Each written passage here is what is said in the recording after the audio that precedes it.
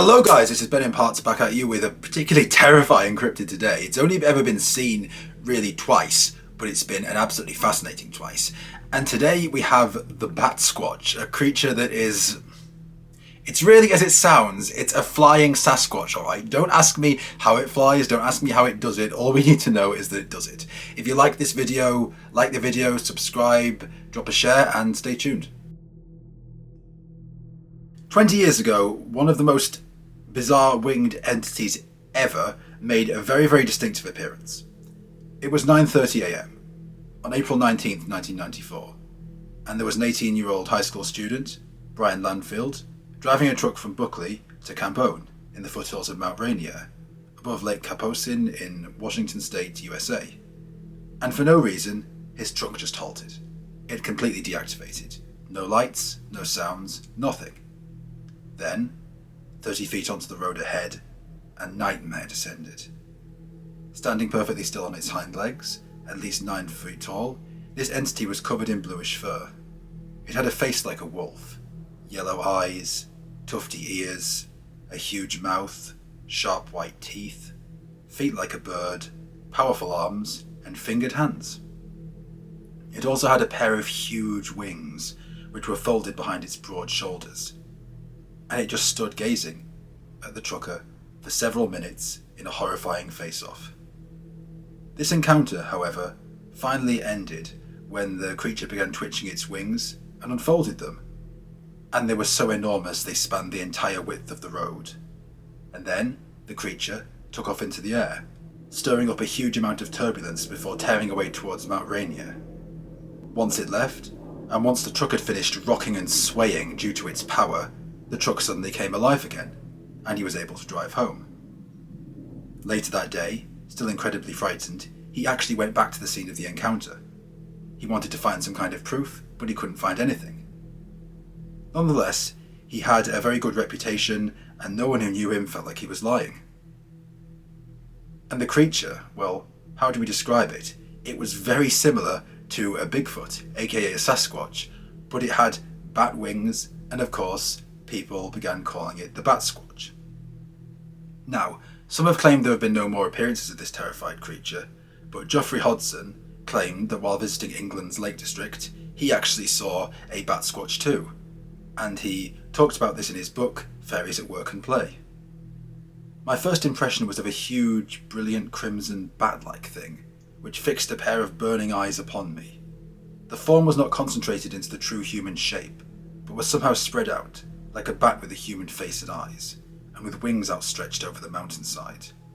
As soon as it felt itself to be observed, it flashed into its proper shape, as if to confront us, fixing its piercing eyes upon us, and then sank into the hillside and disappeared.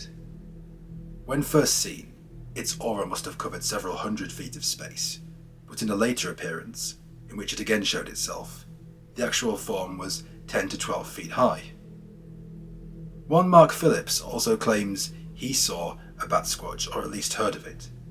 If I remember correctly, he recalled, there were two men walking along some rough coastal cliffs when they came over a rise and saw a very large, orange, bat-like creature sunning itself on the rocks above the waterline.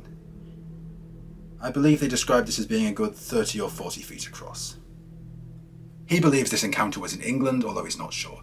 So what is this Batsquatch? Well, in my case, I am going for a more supernatural, interdimensional being explanation. I believe it's a creature of the unseen. Like I always say, what some call a genie, what some call a jinn, what some people call a fairy, what some people call an elemental, and I believe this for a number of reasons.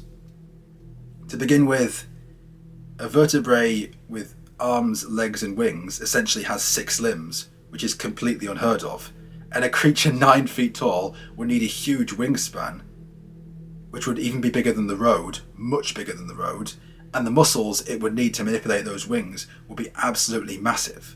And because of the fact that it's meant to have a face like a wolf, well, lots of bats have canine or lupine faces, but again, the description is so amazing, so mixed up and so incongruent that I honestly believe it must be, a demon, aka a spirit, shape-shifting into a terrifying appearance it often takes to intimidate people. Notice how the car died out and electrical interference is often associated with entities.